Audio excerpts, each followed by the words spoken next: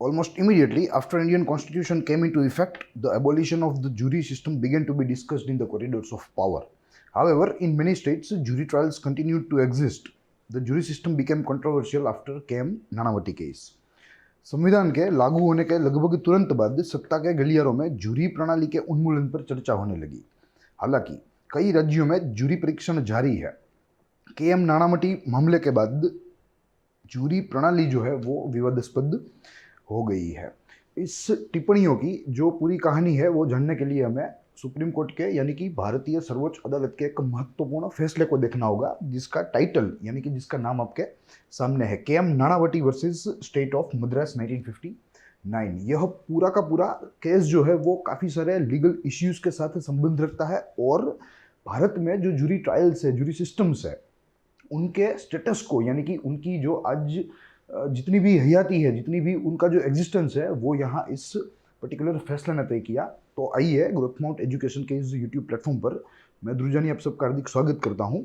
इस योजना के तहत जो योजना हम लोग प्लान कर रहे हैं कि प्रति हफ्ते में 2 महत्वपूर्ण ऐसे फैसलों के साथ हम लोग आएंगे और आपकी समझ को बेहतर बनाने का प्रयास करेंगे.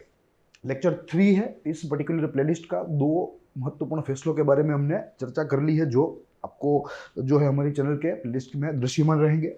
साथ ही आप हमें इंस्टाग्राम जो है, फेसबुक है, उसके ऊपर भी फॉलो कर सकते हो. प्लस अन्य एग्जाम रिलेवेंस चीज़ों के लिए इंक्लूडिंग ब्लॉग्स, आप ग्रोथ माउंट एजुकेशन हमारी वेबसाइट है, आप उसे फॉलो कर सकते हो. वहाँ से आपको काफ़ी सारी माहितियाँ जो है वो प्राप्त होगी, आपको तैयारी में वो मददरूप साबित होगी. अब शुरू करेंगे आज की मूल चर्चा, जिसके तहत हमें काफ़ी सारी चीज़ें देखनी है. माइंड मैप की दृष्टि से चीज़ों को देखेंगे. जो यहाँ हमने कमेंट की, जो वेलकम कमेंट थी इस लेक्चर की, उसको यहाँ अब यथार्थ बनाएंगे, उसकी पूरी चर्चा करेंगे. इंट्रोडक्शन से बात शुरू होगी और 3 बिंदु के तहत यह पूरा परिचय हमें देखना है, जिसके तहत पहला मुद्दा कहता है कि KM Nanavati versus state of Maharashtra is a landmark case which revised unprecedented media coverage and inspired several books and movies. Yes, तो ये एक प्रकार का बहुत ही पॉपुलर केस बन गया, क्योंकि अपने आप में भारत में जूरी ट्रायल से जो कोई फैसला हुआ हो, उन जो है ऐसे मामलों में यह आखिरी वाला था. यानी कि इस मामले के बाद भारत में कोई भी जो है समाधान, किसी भी समस्या का समाधान जूरी ट्रायल से नहीं हुआ है. तो ये एक अपने आप में बड़ी बात है. साथ ही इसने उस समय बहुत ही अनप्रेसिडेंटेड मीडिया कवरेज जो है वो प्राप्त की थी, यानी कि मीडिया के नज़र में आ गया था और पूरे भारत में जो है इसकी चर्चा तब हुई थी. साथ ही जैसे यहाँ लिखा है कि काफ़ी सारी बुक्स और काफ़ी सारी मूवीज़ भी इस पर्टिकुलर केस से इंस्पायर्ड है. वैसे केस महत्वपूर्ण है, निजी मामला था, मगर इस निजी मामले में काफ़ी सारी लीगल जो है इश्यूज थी वो इन्वॉल्व थी, जिसकी रेमेडी समय की जो है मांग थी. और इसीलिए सुप्रीम कोर्ट के इंटरवेंशन से काफ़ी सारे लीगल इश्यूज भी यहाँ सॉर्ट आउट हो गए, कॉन्स्टिट्यूशनल इश्यूज भी सॉर्ट आउट हो गए. और अपने आप में जो यहाँ अपीलेंट थे केएम नानावटी, उनको न्याय भी मिला. तो देखते हैं पूरी कहानी. It was one of the last case to be heard as a jury trial in India. इसके पश्चात जूरी ट्रायल जो है वो नाबूद हो गई. सीआरपीसी 1973 के एडवेंट से, जब से हमारा जो क्रिमिनल प्रोसीजर कोड 1973 यानी कि नया वाला लागू हुआ, तब से उसने जूरी जो है उसको उन्मूल कर दिया, उसको खत्म कर दिया. पूरे सीआरपीसी में कहीं पर भी प्रत्यक्ष रूप से किसी भी किस्म की जूरी ट्रायल जो है या जूरी शब्द जो है उसका उल्लेख नहीं है. ठीक है, it is not discussed in the entire CrPC. और वैसे डिस्कस नहीं हुआ, नाम नहीं है, मगर अप्रत्यक्ष रूप से काफ़ी सारे ट्रायल्स जो है वो यहाँ जो सूचीबद्ध करता है सीआरपीसी. जैसे वारंट ट्रायल है, समन ट्रायल है, समरी ट्रायल है, जो कि अपने आप में जो मेन स्ट्रीम ट्रायल होते हैं, मेन स्ट्रीम लीगल प्रोसीडिंग्स होते हैं, उससे थोड़े अलग होते हैं. तो जूरी जो सिस्टम है या जूरी सिस्टम जो है उसका भी कुछ वैसा ही है. ये अपने आप में ग्रुप ऑफ जजेस होता है और मेन स्ट्रीम लीगल जो ट्रायल्स है उससे थोड़ा सा भिन्न रूप से कार्य करता है और फैसला सुनाता है. तो इस तरीके से भारत में उस जूरी सिस्टम का जो सूर्यास्त है वो यहाँ इस केएम नानावटी केस से हुआ. फिर उसके पश्चात केएम नानावटी वॉज पिटिशनर, यानी कि वे याचिकाकर्ता थे इस पर्टिकुलर मामले में. सुप्रीम कोर्ट में उन्होंने याचिका की. हालांकि यह केस डायरेक्ट सुप्रीम कोर्ट में नहीं पहुंचा, मगर लोअर जुडिशरी से ऊपर होके होके जो है एकदम हमारी जो एपेक्स जुडिशरी, एपेक्स कोर्ट है, वहां तक पहुंचा. वो सारी यात्रा हमें बैकग्राउंड में देखनी है. मगर फिलहाल यहाँ KM Nanavati was a petitioner and state of Maharashtra was respondent, यानी कि वे प्रतिवादी थे, ये इनका उत्तर देने के लिए बंधे थे। तो ये कुछ इसके परिचय के बारे में है। अब उसके बाद हमें पूरी यात्रा देखनी है कि ये पूरा मामला जो है वो क्या था और सर्वोच्च अदालत यानी कि भारत की सुप्रीम कोर्ट तक कैसे पहुंचा। KM. Nanavati was a Naval officer with Indian navy. भारतीय नौसेना में वे एक अधिकारी के जो है रूप में कार्य करते थे। वे एक सरकारी, आप कह सकते हो कि he was a government employ या government bureaucrat. He was second in command of the Indian naval ship Mysore. Yes, तो बहुत ही उच्च कक्षा पर उनकी नौकरी चल रही थी। वे बहुत ही उच्च जो है पदाधिकारी थे और यहाँ मैसूर में दूसरे नंबर के कमांडेंट ऑफिसर थे। He married Sylvia in 1949 and had 3 children. Yes, यानी कि ये उनकी पत्नी थी और उनके साथ उनका ब्याह 1949 में हुआ था और उससे 3 जो है बच्चे भी या 3 संतान भी के.एम. नानावटी को थे। देखिए, यहाँ जो जो माहितियाँ आएंगी इस जजमेंट के तहत, चाहे वो निजी माहिती हो मगर वो केस के साथ जुड़ी होती है, फैसले के साथ जुड़ी होती है, पूरे मामले के साथ जुड़ी होती है। तो यहाँ निजी मामले के तहत ही यह इश्यू जो है वो सुप्रीम कोर्ट के ऊपर आया था। ये निजी मामला था के.एम. नानावटी और उनकी वाइफ स्लाविया के बीच में, मगर फिर धीरे धीरे वो पूरा मुद्दा जो है वो सुप्रीम कोर्ट के सामने आया और उसमें से काफ़ी सारे लीगल इश्यूज भी निकल आए, कॉन्स्टिट्यूशनल इश्यूज भी निकल आए, जिनकी रेमेडी भी करनी ज़रूरी थी। तो यहाँ जो कुछ भी माहितियाँ यहाँ आएगी वो केस रिलेटेड ही होंगी, मामले के साथ संबंधी होगी। फिर उसके बाद कहा गया है कि he was put on trial under section 302 and 304 of the Indian penal code. 302 माने मर्डर के charge according to CrPC, according to IPC I mean, और 304 यानी कि कल्पेबल होमिसाइड, यानी कि अपराधी कोई हत्या करने की कोशिश या कुछ इस प्रकार की क्रिया, कल्पेबल होमिसाइड। ठीक है, तो इनके तहत उन्हें दोषी माना गया क्योंकि उन्होंने मर्डर किया था के.एम. नानावटी ने अपनी जो पत्नी थी उनके प्रेमिका। तो यहाँ इस तरीके से उनके ऊपर चार्ज लगा for alleged murder of his wife's paramour Prem Ahuja. Prem Ahuja जो थे वे के.एम. नानावटी की पत्नी स्लाविया के प्रेमी थे और वो नाजायज संबंध चल रहा था जिसकी भनक यहाँ के.एम. नानावटी को लगी। के.एम. नानावटी ने प्रेम आहूजा को समझाने का प्रयास किया कि भाई अगर तुम जो है स्लाविया की जिम्मेदारी अगर आप उठा लो, स्लाविया और 3 बच्चे की, तो मुझे कोई एतराज़ नहीं है, तो आप उसे ले जा सकते हो। ऐसी ऑफर भी दी थी जो हमें यहाँ पूरी केस में देखना है। मगर यहाँ प्रेम आहूजा ने जो है यह बात को ठुकराया और बताया कि भाई क्या ज़रूरी है कि मैं जिन जो है महिलाओं के साथ सोऊं उनके साथ ब्याह करना ज़रूरी नहीं है। तो ऐसा कुछ हीटेड फायरी आर्ग्यूमेंट हुई दोनों के बीच में और मीनवाइल यहाँ के.एम. नानावटी ने अपनी सर्विस रिवॉल्वर से प्रेम आहूजा का खून कर दिया। तो this was the entire case और उसमें उनको 302 और 304 के तहत सजा का जो है सजाएं दी गई सबऑर्डिनेट कोर्ट से। अब यहाँ देखते हैं सेक्शन 302 और 304 ऑफ आईपीसी के बारे में, यानी कि भारतीय दंड संहिता।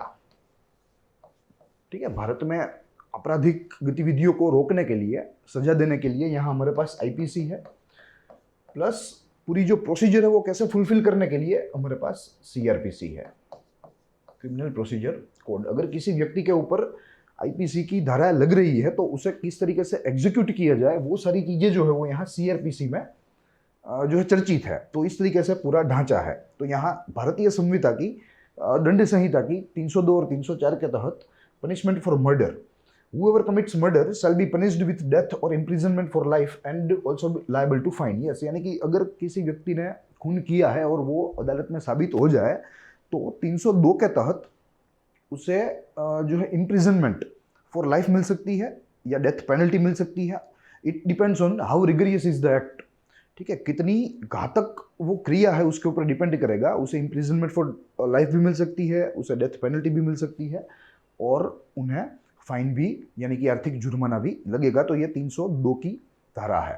304 कहती है punishment for culpable homicide not amounting to murder, whoever commits culpable homicide not amounting to murder shall be punished with imprisonment for life and or imprisonment of either description for a term which extend to 10 years. Yes, तो कुल मिलाकर कहा गया है कि न मात्र केवल खून, मगर कोई भी ऐसी आपराधिक घटना, आपराधिक क्रिया जो कि भले ही खून करने के उद्देश्य से नहीं की हो, जिसे कल्पेबल होमिसाइड कहते हैं, तो ऐसी किसी भी प्रकार की दंडनीय आपराधिक क्रिया, तो उसके लिए भी यहाँ 304 के तहत जो है सजा के प्रावधान है। और कहा गया है कि भले खून हो या ना हो, उन्हें सजा मिलेगी। साथ ही अगर उसमें खून होता है, फिर बाद में कोई जो है कोई भी विक्टिम किसी भी खूनी का शिकार हुआ हो और वो बच गया हो फिलहाल, मगर जो है अस्पताल में दाखिल हो, मगर फिर भी बाद में वो अगर मृत्यु होता है उसकी, उस पर्टिकुलर विक्टिम की, तो इन दैट केस यहाँ सजा जो है वो एक्सटेंड हो सकती है अंडर सेक्शन 304, क्योंकि it will transform into murder. तो यहाँ ये भी प्रावधान है। और 10 वर्ष के जो है कारावास की सजा हो सकती है, 10 वर्ष तक के कारावास की। तो ये बात यहाँ नोट करनी है, ठीक है। तो अन्य माहितियाँ यहाँ लिखी हुई है कि बॉडीली इंजरी, ये सब ये चीज़ें जो है वो यहाँ कैलकुलेट की जाती है और उसके तहत इन्हें सजा दी जाती है अकॉर्डिंग टू सेक्शन 304। तो ये बात रही इन दो भारतीय दंड संहिता की धाराओं की, जो कि खून और खून के प्रयास के लिए बनी है। अब हमें यहाँ से पूरी जो है चर्चा देखनी है। अब हुआ यूं कि जैसे हमने आपको बताया कि के एम नानावटी इसके घर पहुंचे और बताया कि भाई अगर तुम मेरी पत्नी की और मेरे बच्चों की जिम्मेदारी ले सकते हो तो आप मेरी पत्नी को ले जा सकते हो, ऐसी आर्ग्यूमेंट हुई। मगर फिर आहूजा के साइड से कुछ जो है ऐसी आपत्तिजनक जो है टिप्पणियां हुई, जिसकी वजह से दोनों के बीच में एग्रेसिव आर्ग्यूमेंट हो गई, वर्बल अब्यूज हो गया। And meanwhile K M Nanavati shot from his service revolver, और इस तरीके से आहूजा की मृत्यु हो गई। बाद में जो नानावटी थे, के एम नानावटी, उन्होंने अपने आप को पुलिस को सरेंडर कर दिया और सारी जो घटना थी वो बता दी। तब भारत में जूरी सिस्टम जो है वो थी, जिसके तहत यह पूरा मामला जूरी सिस्टम के पास आया। पूरी जो जूरी सिस्टम थी उसके 9 जजेस थे, देयर वर 9 जजेस। फैसला आया 8-1 के बहुमत से के एम नानावटी के समर्थन में, के एम के समर्थन यानी कि फेवर में, और उसको निर्दोष बताया पूरी जूरी सिस्टम ने। मगर तब के बॉम्बे हाईकोर्ट के जो सेशंस जज थे, उनको ये बात हजम नहीं हुई, तो उन्होंने अपने आप सुओ मोटो वो पूरे मामले को हाईकोर्ट में ले लिया, बॉम्बे हाईकोर्ट।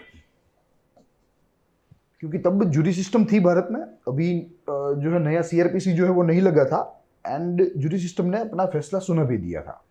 मगर तब के बॉम्बे हाईकोर्ट के सेशन जज को यह बात हजम नहीं हुई और उन्होंने सुओ मोटो पूरी जो मैटर थी, पूरा जो मामला था, वो हाईकोर्ट के रेफरेंस के लिए रख दिया, रिजर्व कर दिया हाईकोर्ट के लिए। अब हाईकोर्ट हरकत में आ गई, जिसके तहत डिवीजन बेंच ने जूरी का जो फैसला था वो खारिज कर दिया सबसे पहले तो, और के एम नानावटी के 302 आईपीसी 302 और 304 के तहत अपराधी मानकर उन्हें सजा सुना दी, इम्प्रिजनमेंट फॉर लाइफ, यानी कि मृत्युकाल तक कारावास। मगर के एम नानावटी असंतुष्ट हुए और उन्होंने यह पूरा मैटर जो है वो सुप्रीम कोर्ट में ले आए। स्पेशल लीव जो है पिटीशन, जैसे हमने यहाँ देखा, वो उन्होंने फाइल की। स्पेशल लीव पिटीशन ये एक बहुत ही अच्छा टूल है, जिसके तहत आप सुप्रीम कोर्ट का जो है दरवाजा खटखटा सकते हो। जैसे हमने देखा है व्रिट्स, ठीक है, article 32 of Indian constitution which guarantees the protection of fundamental rights. जैसे वो एक स्पेशल टूल है, वैसे यहाँ स्पेशल लीव पिटीशन भी एक वैसा ही टूल है, जिसके तहत आप सीधा सुप्रीम कोर्ट जा सकते हो। तो के एम नानावटी ने उसका उपयोग किया और वे सुप्रीम कोर्ट में गए हाई कोर्ट के जजमेंट के खिलाफ। 10 matter came before supreme court at the same time, और उसी के तहत साथ में ही पैरेलल उन्होंने गवर्नर, जो स्टेट के गवर्नर थे, क्योंकि हाई कोर्ट के द्वारा सजा सुनाई गई थी, तो अब पार्डन लेने के लिए गवर्नर की कुछ शक्तियां हैं, जिसके तहत वे सजा को जो है बदल सकते हैं, सजा माफ कर सकते हैं, या उसकी अवधि या उसकी इंटेंसिटी घटा सकते हैं। कॉन्स्टिट्यूशन, भारत के संविधान ने हमारे गवर्नर्स को भी ये कुछ ऐसे जो है विशेषाधिकार आप कह सकते हो कि प्रिविलेजेस दिए हुए हैं। तो उसके तहत यहाँ उन्होंने गवर्नर को भी एक याचिका, एक रिक्वेस्ट फाइल की सजा पार्डन करने के लिए। अब सुप्रीम कोर्ट जो है वो हरकत में आई, बारी जजमेंट की है, मगर उसके पहले हमें आर्टिकल 161 देखना है, जो कि भारतीय संविधान ने गवर्नर्स को कुछ सत्ताएं दी है, जैसे प्रेसिडेंट को भी दी है सत्ताएं। ठीक है, तो आपको कमेंट बॉक्स में यह कमेंट करनी है कि प्रेसिडेंट को किस संविधान के अनुच्छेद या संविधान की धारा के तहत विशेषाधिकार मिले हैं, जिसके तहत वे सजा को कम कर सकते हैं, सजा को बदल सकते हैं, उसका स्वभाव बदल सकते हैं या उसे माफ कर सकते हैं। तो आप वो कमेंट बॉक्स में मुझे बता सकते हैं। फिलहाल अगर गवर्नर के बारे में बात करें तो आर्टिकल 161 प्रोवाइड्स, देखिए क्या कहता है, the governor of a state shall have the power to grant pardons, reprieves, respites, remission of punishment, or suspend, remit, commute the sentence of any person convicted of any offense against any law relating to a matter which the executive power of the state extends. Yes, तो यहाँ ऐसे कोई भी कानून के तहत जो सजा मिली हो, जो एडमिनिस्ट्रेशन ने बनाया है राज्य के, और ऐसी कोई भी सजा यहाँ गवर्नर के द्वारा उसका स्वभाव बदल दिया जा सकता है, उसकी इंटेंसिटी कम की जा सकती है, पूरी की पूरी सजा जो है वो सस्पेंड यानी कि माफ़ की जा सकती है।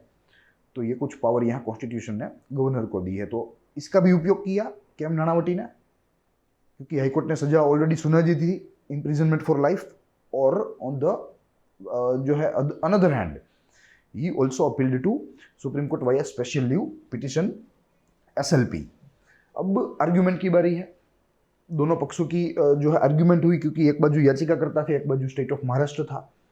To the special leave petition, K.M. Nanavati contended that the High Court was not empowered by Section 307, subsection या subclause 3 of the IPC to set aside the verdict of the jury on the grounds that there were misdirection in the charge. Yes, यहाँ उन्होंने एक बहुत ही basic argument रखी KM. Nanavati ने कि भाई high court को ऐसी कोई सत्ता नहीं मिली जिसके तहत वे जूरी ट्रायल के ऐसे कोई भी फैसले को टर्मिनेट कर सके, उन्हें खारिज कर सके, उन्हें रद्द कर सके, unless and until they are misdirective. तो यहाँ ऐसा कोई मिसडायरेक्शन तो अभी प्रूव नहीं हुआ था, ऐसा यहाँ के.एम. नानावती का पक्ष था। It was also contended that there were no misdirection in the charge nor was the verdict perverse, जिसका जिक्र मैंने किया। Further, since there was a grave and sudden provocation, the offence committed if any was not murder but culpable homicide not amounting to murder. और अगर फिर भी, यहाँ उन्होंने बताया कि अगर फिर भी कुछ हुआ है, कुछ ऐसी आपराधिक घटना हुई है, तो वो मर्डर तो नहीं था, क्योंकि it was not intentional, it was a culpable homicide which amounted to murder. तो ऐसी यहाँ दलील के.एम. नानावती ने पेश की। अब इसमें कुछ लीगल इश्यूज जो है वो यहाँ इन्वॉल्व है, जिसका जिक्र मैंने किया कि भले ही यह एक मामला निजी था, मगर फिर भी इसमें काफ़ी सारे लीगल इश्यूज आ गए, जो अपने आप में उस समय बहुत ही ज़रूरी था कि उन्हें उनकी रेमेडी जो है वो प्रोवाइड की जा सके, या उन्हें अच्छे से आप कह सकते हो कि उन्हें सुधारा जा सके। जिनमें सबसे प्रथम है वेदर इट वॉज प्रीमेडिटेटेड मर्डर और the heat of the moment. Yes, पहले तो ये कैसे साबित हो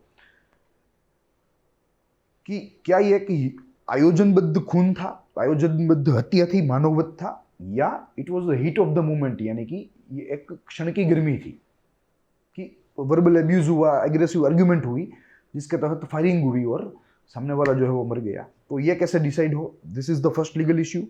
दूसरा लीगल इश्यू ये था कि क्या SLP यानी कि special leave petition in supreme court and pardoning power of governor under article 161 of Indian constitution, क्या ये दोनों एक साथ चल सकते हैं? ये एक दूसरा बड़ा लीगल इश्यू था। If it was the heat of the moment, अब कहा गया है पहले इश्यू के बारे में कि यदि यह एक क्षण की गर्मी थी, यह एक पल की गर्मी थी, Nanavati would be charge under section 304 of the IPC for culpable homicide not amounting to murder. अगर ये क्षण की गर्मी थी तो उन्हें 304 के तहत, जो कि कल्पेबल होमिसाइड की बात करता है, उनके तहत सजा होनी चाहिए, न कि 302 के तहत।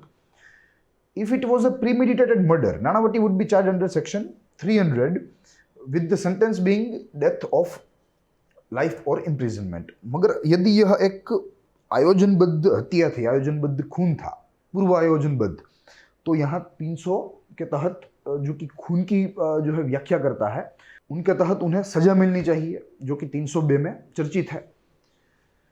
तो ये कुछ ऐसे न्यायिक प्रश्न थे जो कि यहाँ इस पूरे मामले में इन्वॉल्व थे। अब जजमेंट की बारी है। अब सुप्रीम कोर्ट के द्वारा यह पूरा मुद्दा देखा गया, दोनों पक्ष के जो है आर्ग्यूमेंट्स भी सुने गए। अब they came to an point, they came to an verdict. On the second issue, Supreme Court held that the SLP and pardoning power cannot operate together. Yes, दूसरे मुद्दे पर सुप्रीम कोर्ट ने पहले बताया कि भाई ऐसा है कि SLP यानी कि special leave petition and pardoning powers of governor under article 161 of Indian constitution cannot work together. अगर SLP फाइल हो गई है सुप्रीम कोर्ट में, then pardoning power of governor under article 161 will cease to operate, यानी कि वे अपने आप ही खत्म हो जाएंगे, वो शक्तियां गवर्नर की समाप्त हो जाएंगी अगर SLP फाइल हो गई है तो।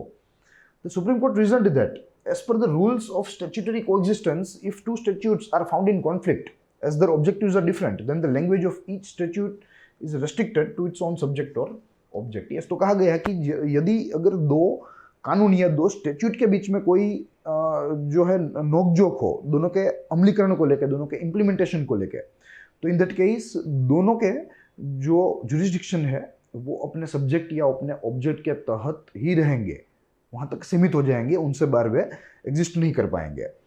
There are parallel and never meet. Supreme court ने बताया कि भाई वे दोनों पैरेलल है, दे नेवर मीट, यानी कि वे इंटरसेक्ट नहीं करेंगे कभी भी, वे दोनों पैरेलल ही रहेंगे। फिर सुप्रीम कोर्ट ने फर्स्ट इश्यू के बारे में बताया कि on the first issue the supreme court held that the judgment of the Bombay high court which held KM Nanavati guilty under section 302 of the Indian Penal Code and sentence him to undergo rigorous imprisonment of life। यानी कि Bombay high court के judgement को supreme court का अब टिक मिल गया। Supreme court ने upheld कर दिया कि भाई जो है फैसला बॉम्बे हाईकोर्ट ने लिया वो यहाँ ठीक है। उसके बाद सुप्रीम कोर्ट से decision was based on the following grounds. जो डिसीजन सुप्रीम कोर्ट ने लिया वो कुछ इस पैमाने पर लिया कि भाई क्यों बॉम्बे हाईकोर्ट का फैसला जो है वो सही था और ये एक कल्पेबल होमिसाइड है और इसकी सजा केएम नानावटी को मिलनी चाहिए। There was a time lapse between Sylvia's confession and murder of Prem Ahuja that was sufficient to regain the self control. Supreme court ने पहले तो ये बात की नोंद ली कि भाई स्लेविया का कन्फेशन हुआ और जो खून हुआ उसके बीच में काफ़ी समय चला गया था, तो ये किसी भी व्यक्ति के स्वनियंत्रण के लिए, सेल्फ कंट्रोल के लिए काफ़ी है। कोई भी व्यक्ति मेंटली जो डिस्टर्ब हुआ है वो स्थिर हो सकता है फिर से। पहला मुद्दा जो है वो सुप्रीम कोर्ट ने ये देखा।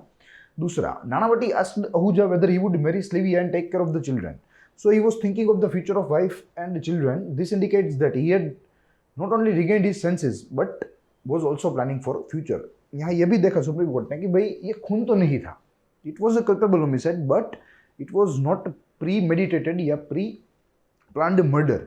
क्योंकि यहाँ जैसे हमने देखा कि केएम नानावटी ने आहूजा को रिक्वेस्ट की कि भाई अगर वो जिम्मेदारी लेता है भविष्य की, उसकी पत्नी और उसके बच्चे की, तो उसे कोई आपत्ति नहीं है, तो it means he was planning for future. ये भी सुप्रीम कोर्ट ने यहाँ नोंद ली। Before shooting Ahuja Nanavati abused him which provoked an equally abusive reply, but this cannot be a provocation for murder. Yes, argument हुई, वर्बल एब्यूज हुआ, एक जो है फियर्सिंग आर्ग्यूमेंट हुई, मगर ये मर्डर के लिए कोई कारण नहीं बनता, मर्डर के लिए कोई यह एक्सक्यूज नहीं है, ऐसा यहाँ सुप्रीम कोर्ट ने अपने आप में आप कह सकते हो कि डिराइव किया या कैलकुलेट किया। तो इस तरीके से on this grounds supreme court ने बताया कि भाई यह एक कल्पेबल होमिसाइड है और धारा 304 आईपीसी की धारा 304 के तहत इन्हें जो सजाएं है वो होनी चाहिए। Impact. The case was one of the last case to be heard as a jury trial in India, as the government abolished jury trial as a result of the case. फिर बाद में jury trial भी बहुत ही controversial हो गई क्योंकि यहाँ Bombay high court ने jury trials को गिना ही नहीं, उसको इग्नोर कर दिया, उसके jurisdiction को ओवरलैप किया, जिसकी वजह से उनका एग्जिस्टेंस ही अब खतरे में आ गया, कंट्रोवर्शियल बन गया। KM Nanavati was pardoned by the then governor Vijayalakshmi Pandit after spending 3 years in jail। और यहाँ जो है रिक्वेस्ट के तहत जो कि केएम नानावटी के द्वारा की गई थी उसके तहत तो फिर बाद में विजयलक्ष्मी पंडित जो है तब की उपराज्यपाल थी महाराष्ट्र की, और उन्होंने 3 वर्ष की सजा के बाद इन्हें सजा माफ़ी दी, इन्हें पार्डन किया।